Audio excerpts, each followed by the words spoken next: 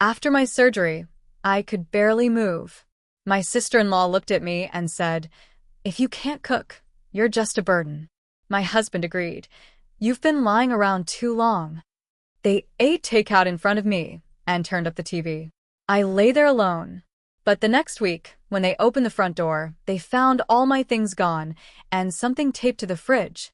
I had abdominal surgery. Not some quick in and out thing, I mean real deep tissue work. Recovery wasn't optional. The doctors told me straight up, "You need to rest." No lifting, no bending, no work. Minimum 2 weeks, preferably 3. You push it, you could tear your sutures and wind up back here. Brian, my husband, promised he'd be there for me. He's always been the practical type, not overly affectionate, but I thought he'd step up. He even said his sister Danielle could stay a few days to help around the house since he'd be working most of the week. I said okay. I trusted him. I didn't think I had to worry. Danielle showed up the morning I got home from the hospital. She didn't hug me.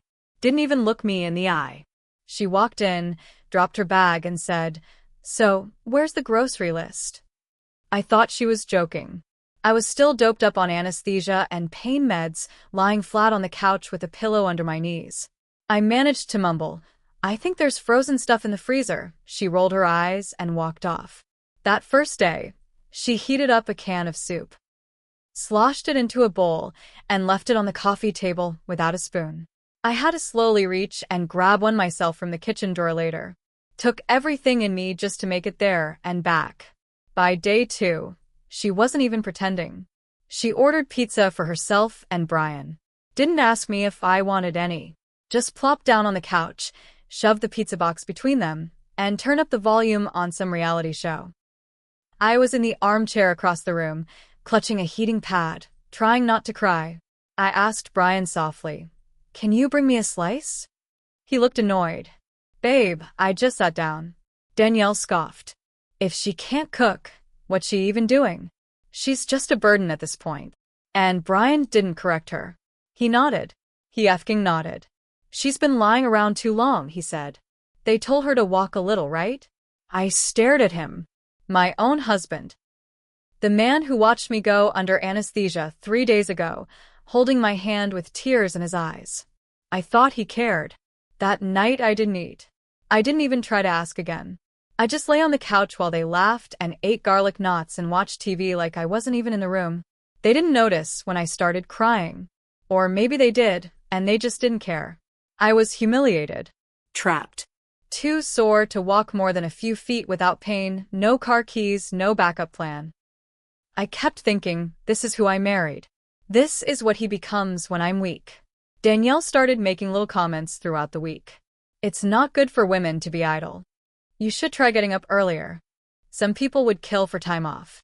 Brian never defended me. He started acting cold too. Distant. Like I was a burden, not his wife. I knew then I couldn't stay. I had to get out. Not later. Not when I was healed. Now. So I started preparing. Quietly. I had my phone under the blanket during the day, texting my friend Amanda. I asked her if I could crash at her place. She said yes, without hesitation. Then I called a moving service. I scheduled them for the following Sunday morning, early, when I knew both Brian and Danielle would be at brunch with their parents. I'd overheard them planning it. That whole week I kept my head down. I let them think I was broken and helpless. Inside, I was getting stronger. When Sunday came, I got up early. Packed everything that was mine, clothes, documents, old photo albums, the little box of cash I had hidden in the closet from before the wedding. My savings. I paid the movers in cash. They were quick, discreet, in and out in an hour. Before I walked out the door, I went to the fridge. Taped a note in all caps. "Burden's gone. Good luck." Then I shut the door behind me. For good. Amanda let me stay in her guest room. No questions asked. Just a hug, a real meal, and quiet space to breathe. For the first time in weeks, I slept without clenching my jaw. Brian didn't call that first day. Or the next. But on the third day, I woke up to a flood of texts. "Where are you? This is insane. You overreacted." Danielle didn't mean anything by it. Come home and stop being dramatic. Then a voicemail. Hey. I don't know what this little stunt is, but you can't just walk out of your marriage. We've got bills, a lease, responsibilities. You're being selfish. Call me back. Selfish. That word hit different coming from him. After what I'd just lived through, I didn't reply. That night, Amanda sat beside me while I emailed the landlord to take my name off the lease. I had proof I'd paid half the rent from my personal account since we moved in, and I wasn't going to get caught up in any legal mess. I also contacted a lawyer to start the process for separation. I wanted things clean, legal, and unshakable. But Brian wasn't done. A week later, he showed up at Amanda's door. She didn't let him in. She told him to leave, firmly. He started yelling, saying I was being manipulated, that I was unstable after the surgery, that I needed to come back and act like a wife. I stood behind Amanda, watching from a hallway. He didn't even try to look remorseful, just angry, embarrassed, like I'd shamed him by leaving. He finally left when Amanda threatened to call the cops. Later that night, I found out he'd posted something on Facebook. Some people abandon you when you need them most. Sad to see how weak love really is. His friends were commenting. Some said things like, "Stay strong, man, and she'll come around." But a few people, old college friends of mine, coworkers who knew better, messaged me privately. I saw what he posted. Are you okay? This doesn't sound like you. What really happened? I didn't respond. I didn't need to explain myself. But I saw the cracks forming in his little narrative. Then Danielle texted me. Wow. You really made a mess, didn't you? Good luck finding someone else who'll put up with you. That's when something inside me shifted. They weren't going to let this go. They weren't going to learn anything unless I made them. So I started collecting everything.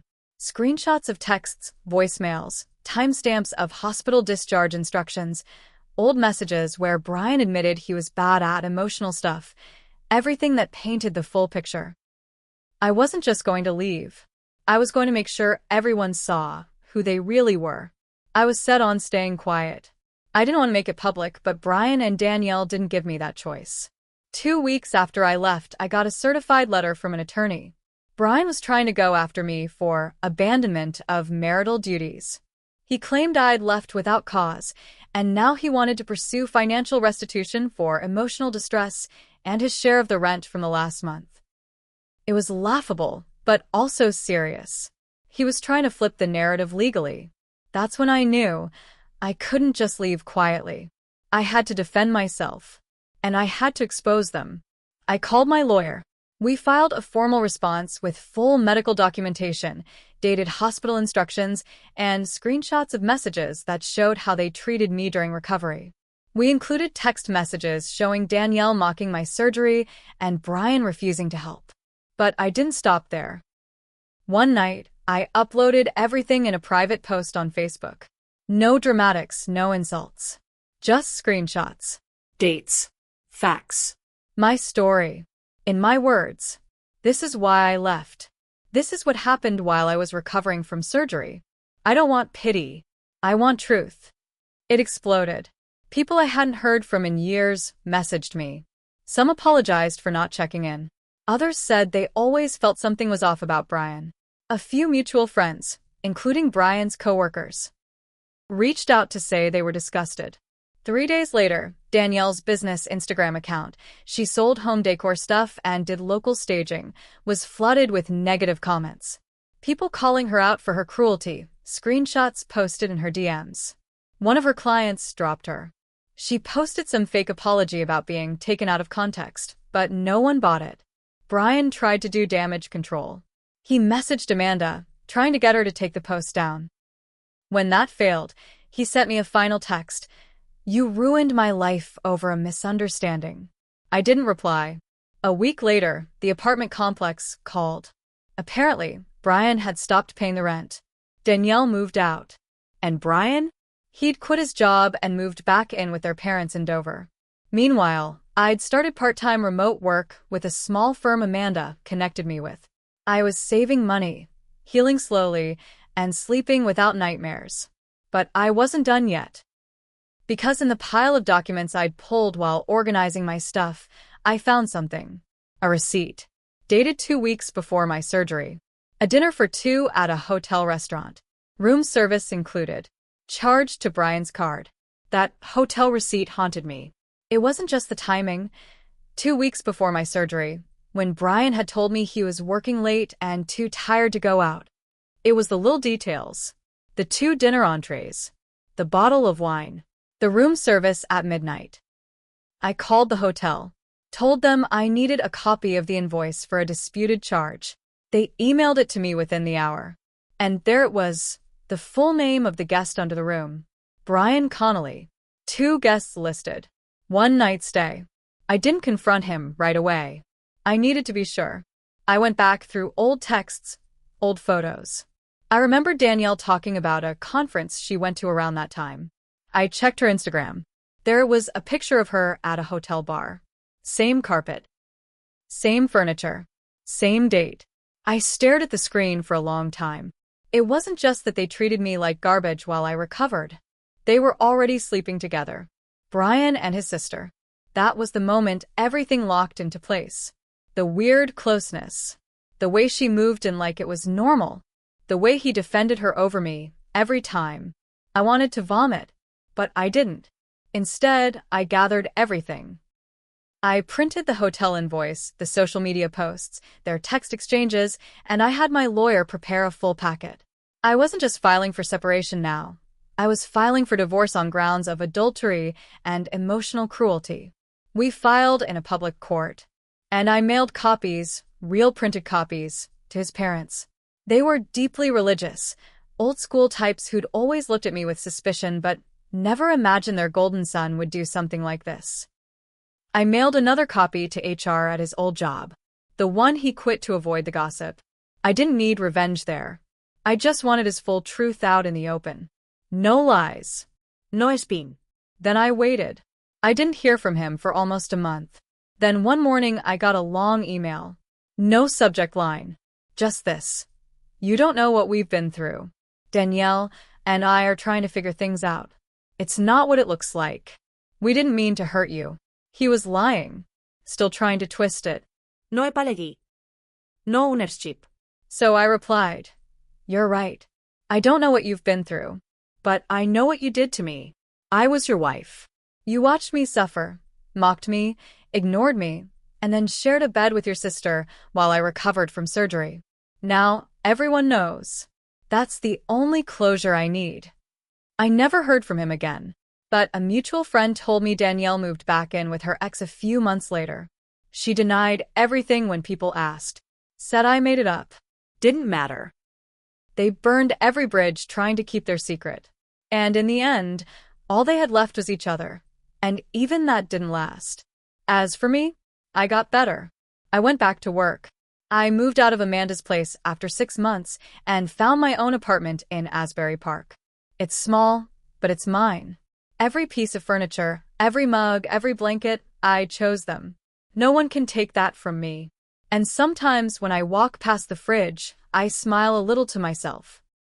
Because I remember the last thing I ever said to them. Burden's gone. Good luck.